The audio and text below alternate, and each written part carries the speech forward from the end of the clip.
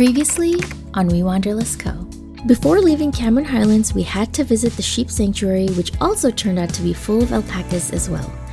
Of course, the sheep were unbothered because they see humans all day long. Malaysia has so much natural beauty, we always stop along the way, but Ipoh awaits. Today we're up early and visiting some of the most vibrant temples we've seen that have limestone karsts shooting right out of the water. Of course, we had to try Ipoh's tofu pho and soya drink, but it doesn't end there. We're checking out a pomelo agro farm where the pomelos are bigger than my head, and visiting Concubine Lane where I try my first rainbow cheese toast. All that and more today in Ipoh.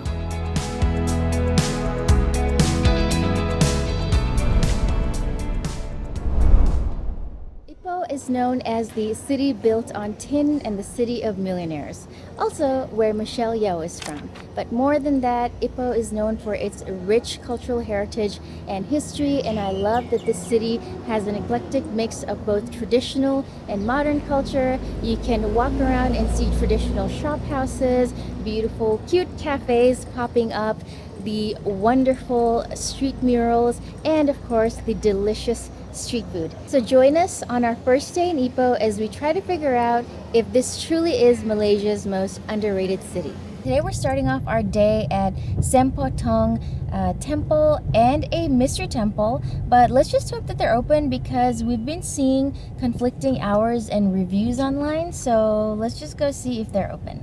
Actually, good news.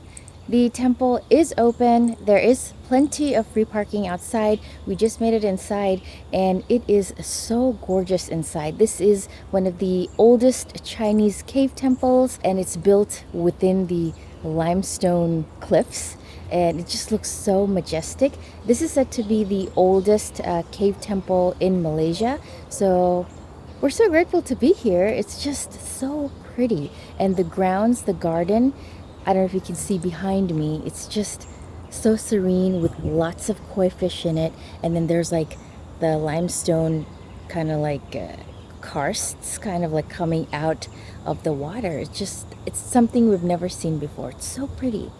Brennan, they look so happy like with their flippers. Yeah. And there's like little fish here. Oh yeah. Yeah, they're in a school. Yeah. So cute. Such a serene, scenic look to this place. Yes. Yeah. I don't know if like this is man-made, if like they built this or if it was like already like this. But yeah, it's just so cool. Yeah. Like it might need a little bit of a pick-me-up, like a little bit more maintenance, but just as it is, it just looks so beautiful. And for it to be here for so long. There's a whole lot of fish in the pond, just waiting to be fed. We had a family earlier that were feeding the fish. Pretty calming, along with all these limestone sculptures. But yeah, pretty relaxing. Getting to walk the long tunnel, but there's always lights at the other end.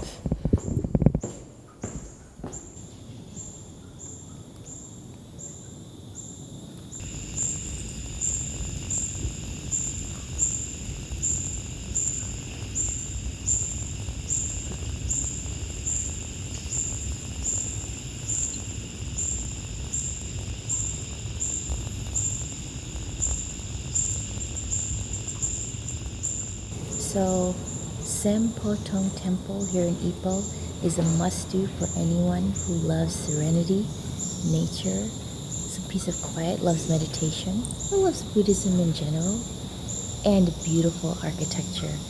So when you come through the temple, try to go in. You're going to see people praying. Just kind of go through the path and come out to the other side. It's going to feel like you're going through a cave tunnel.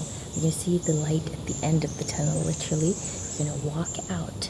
In the back is like the grandest, most beautiful cave temple architectural building we've ever seen. Yes. Because the way that the caves, limestone cliffs are surrounding it and the way the sun is hitting it, it's just so majestic.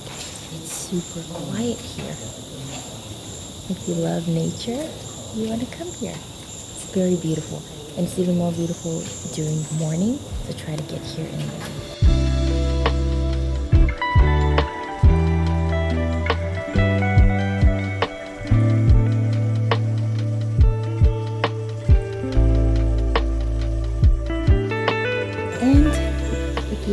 to the slow life. I'm sure these beautiful tortoises, is that how you say it? Yeah. Tortoises will be a reminder of how it's okay to live the slow life, like we are. They're so cute. They're right in front of us. So it's been said that this cave was discovered by a monk who was on a journey from China, and he was passing through Ipoh. He saw this cave and he decided to make it his home and kind of meditate here. And he stayed here till the end of his life for about 20 years. And the construction of the temple is said to have begun around 1912, but the current facade that's in the front kind of got built around 1950 and onwards. But I think it's so cool that one monk discovered this cave, and now it stands as a beautiful cave temple for people to come and give their offerings and meditate, and it's just such a beautiful place. Right now, especially the back part, looks a little desolate. There are turtles or tortoise on the left side of me, and then the temple is on the right. There's apparently was a fountain there. There's no water. Like, we asked another local, and he's unsure because he's from another city. He's not sure. He told us that no one lives here. There used to be monks here, but I guess they all moved away, and it looks a little desolate. And I wish more people would just come. I wish they would kind of upkeep the place because it's already so beautiful. It just needs a little bit more of love. But it's so beautiful. Like, if you guys come to Ipoh, I would highly recommend coming to Sempo Tong Temple, just paying it a visit. Maybe, a couple of ringgit donation. I mean, it's just stunning. So right next to the Sempo Tong Temple are two other temples. Yeah. This where we are at is the Nam Tien Tong Temple. Yeah. And it's yeah. beautiful. It's actually three Chinese temples located right next to each other. Yeah. And then at the very end is a Buddhist society building. So, yeah. It's really nice. Like, plan a nice full day. Like, if you're into temples and stuff. Yeah. You could explore the grounds, go inside, take in the architecture, just the beauty. It's super vibrant. Yeah. These temples. So yeah. Really But nice. what makes this temple special is the fact that it looks like it's etched into the cave. Yeah. Or actually into the limestone cliffs. Yeah. We had passed it a couple days earlier. Yeah, on our way. Yeah. We had to pause for a second because we were just seeing a building literally in the same plane as the cliff.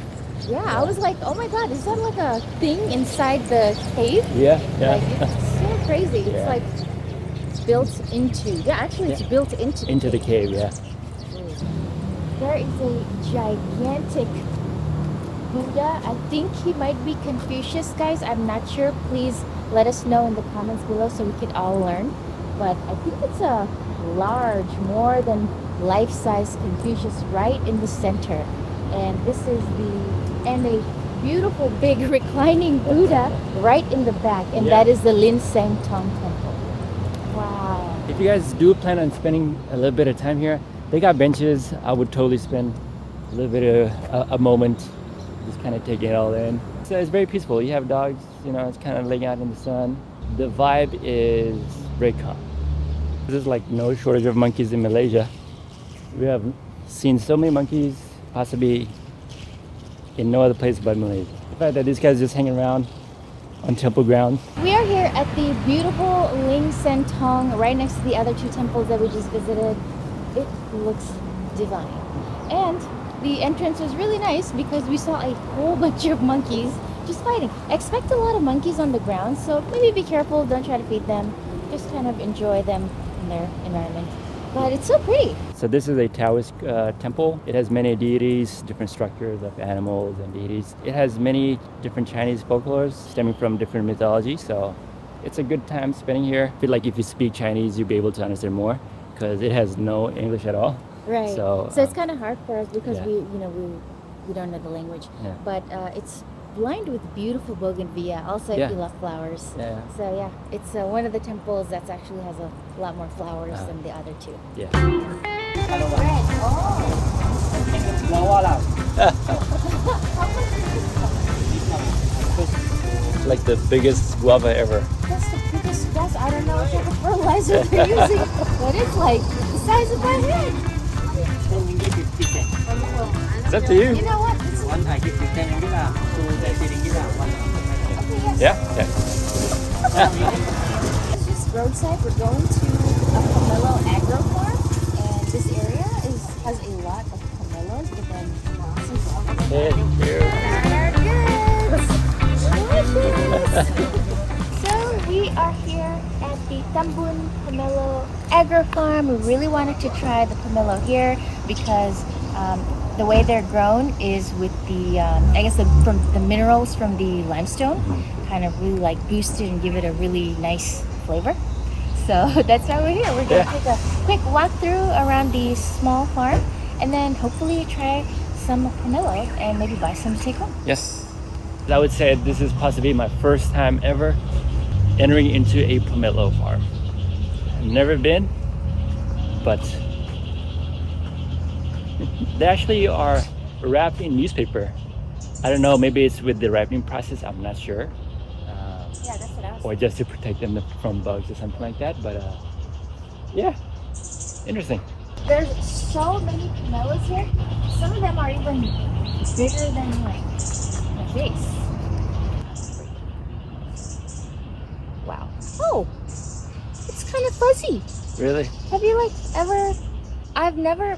So back home, we always used to go to our local South Asian market and buy pomelos. Pomelos are known to Southeast Asia.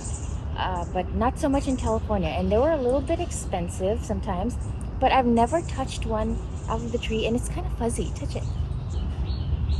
Oh yeah, it is. Uh-huh. And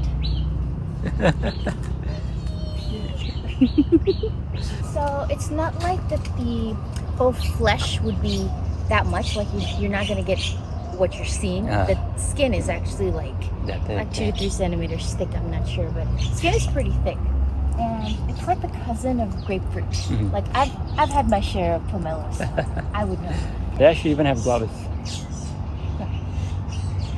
So one thing about guavas, a lot of people I've noticed know about the white guavas, but Waseem and I grew up on pink guavas back home in Fiji, and we've seen a couple of pink guavas in Thailand and here as well. We made a quick stop earlier where we purchased like one huge white guava and like 3 pink guavas. If you guys ever get a chance to try the pink guavas, they are super sweet. The flesh is nice and soft, and I feel like, in my opinion, it's way better than the white guava. You guys, actually, let's see what's inside see how the pomelo is while it's inside the newspaper.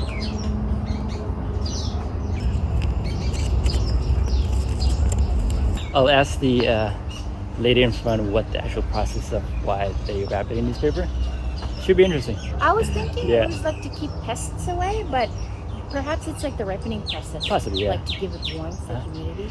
We will confirm that in a few seconds. We have 2 tastes. Yeah. One sweet, the other one sweet and sour. The sweet one we need 6 months. Okay. If the sweet and sour, 7 months. 7 months. To wait and sour. them to ripe. And what's the purpose of the newspaper? Okay. Yes. The newspaper protect the pomelo. Yes. The fruit fly cannot kiss that. Oh, okay. Otherwise, will spoil the fruit. Yeah. We figured, we figured. So we need to wrap with the paper. Wow, to each and every fruit, right? Wow. Yes. That's a lot So of you can work. see the paper. Yeah. They type with different color the rope. Yeah. Some maybe can crack September. Some maybe crack in August. So we differentiate with the color. Interesting. Pomelo just from the tree. You press will be very hard. Normally the fruits just from the tree. You must wait around 3 to 5 days. Then will be more juicy and sweeter. This one already more days, 3 days over, so it will be softer. So the fruit will be juicy and nicer. That is a big pomelo. I know. But the skin is probably like this thick, right? Like maybe. You can see, okay, just I choose another one for you. see. Yeah, it's huge. You can carry and see.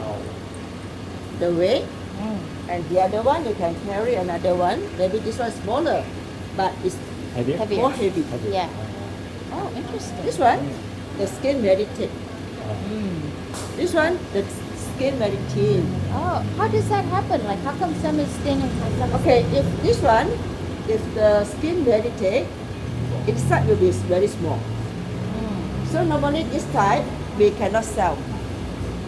So normally we use the skin to do some snack. It's Yeah. no waste. Oh, Yeah, exactly. interesting. This one can eat also.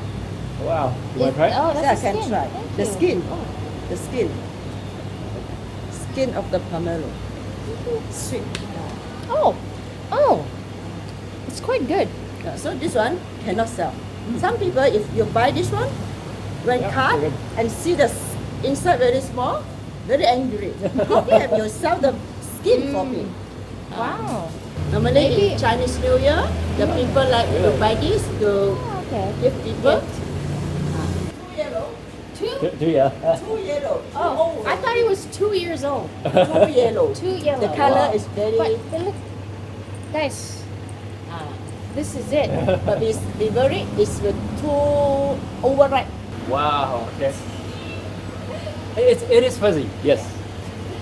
Interesting. Unfortunately, we were not able to have a pomelo because they didn't actually have any, and I mean as many pomelos as they have. They didn't have any that were going to be ripe enough for us to eat in the next couple of days because we are heading over to Langkawi and we are going to take the ferry, so we didn't want to take like 6 things with fruits on us while we are on the ferry. So just to make it easier, we didn't get it. And but the search for more pomelos continues, and hopefully we find some before we leave and get to have it before we leave to go to Langkawi. But we are headed over to our next spot to try the famous Ipoh bean curd, tofu pho. So we stopped over at Woon Ki Bean Curd to have their very popular tofu pho. Tofu pho is like a sweet dessert with tofu, and you can get different types of syrup. You can get sugar syrup. I got the ginger syrup. I think it's sweet, and then I got chopped peanuts over top. I really wanted their sesame ball that they have, but they ran out. So we are here with our delicious tofu pho, or douhua in the Chinese language, and our dragon fruit soya drink. This is the first time we're going to be having both of these, so let's try. Look at how soft and silky this tofu looks. Yeah. And it's super hot. Okay, melts in your mouth. It's not that sweet. I was expecting it to be sweeter, but it's not that sweet. Okay, that's what I have to do. The sugar syrup, all the sweetness is at the bottom. And so I think what I'm gonna need to do is either mix it up, but I really don't want to break too much of it off. But it looks so good. Super delicious. And the crunch of the peanuts, actually, as we opened it, we smelled the peanuts because I guess it's hot and all the kind of released all the like a nutty smell of the peanut. I really like it. Yeah. So tofu pho is also a breakfast thing that they have in Ipoh. So yeah, you can have this for breakfast, lunch, or dinner as well. Definitely try this one out. It's so nice. Like the flavors are really balanced. The neutrality of the tofu and the ginger syrup just brings out the sweetness. It's the best one, yeah. Yeah, and the nuttiness of the peanuts. It's like a nice contrast. It's really good. So good. Approved. Try it, guys. Okay, if it's Waseem approved, Person who then you doesn't know like it's good. tofu, Yeah. yeah, it's good. Let's try the dragon fruit soya. I'm excited for that. I just love, let me not get it on my white dress. I love the pink color. Yeah. The light pink color that it yields. It's like lilac. Super neutral. It's not Yeah. even that sweet. It's like mild lower sweetness. Actually, it just tastes like soy milk mixed in with probably some dragon fruit. And dragon fruit itself doesn't, well, some dragon fruit tastes sweet, but Yeah. it does taste earthy most of the time. So definitely worth a try. It's got health benefits. Probably next time I would pass on this, but I would definitely get the tofu pho again. Let's move on to the very popular side of town where all the tourists are.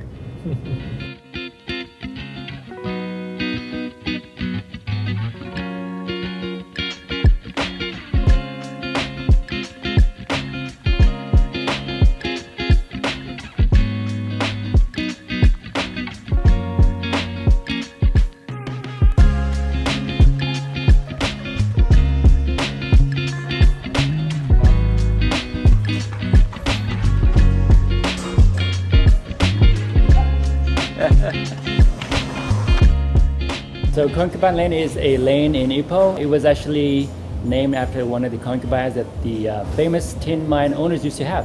So concubine is actually a side mistress. So that's the lane that we're standing in right now. Now it's been converted to basically cafes and rainbow-colored marshmallow joints. So before it used to be Chinese restaurants, but now it's been converted to that.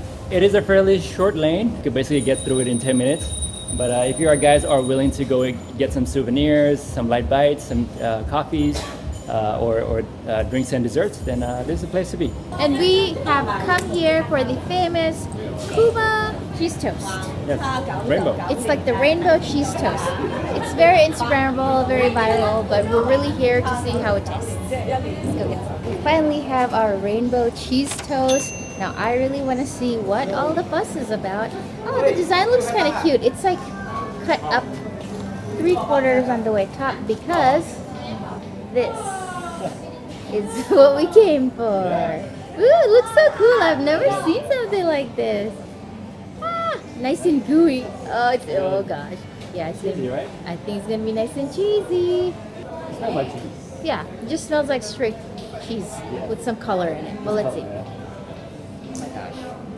Try from the top. Ah! I can't believe that a bee had the first bite. Hold on. There's no proper way to eat this, so I'm just gonna go in. Cheese actually tastes like any old mozzarella cheese, and but the bread is actually sweet. I think it might be the butter, so it's quite nice. Like it's like the savory taste of the cheese and the sweetness of the butter. Okay.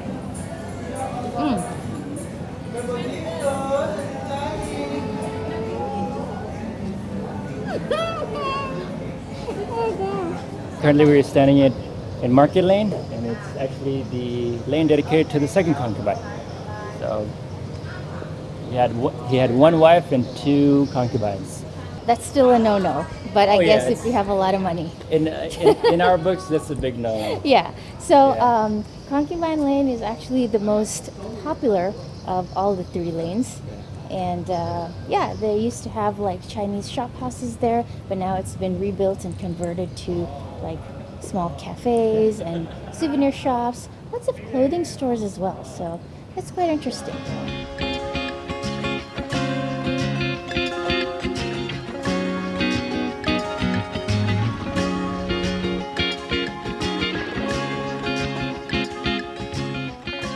These beautiful street murals that you see here in Ipoh are by the same artist that have done the murals in Penang.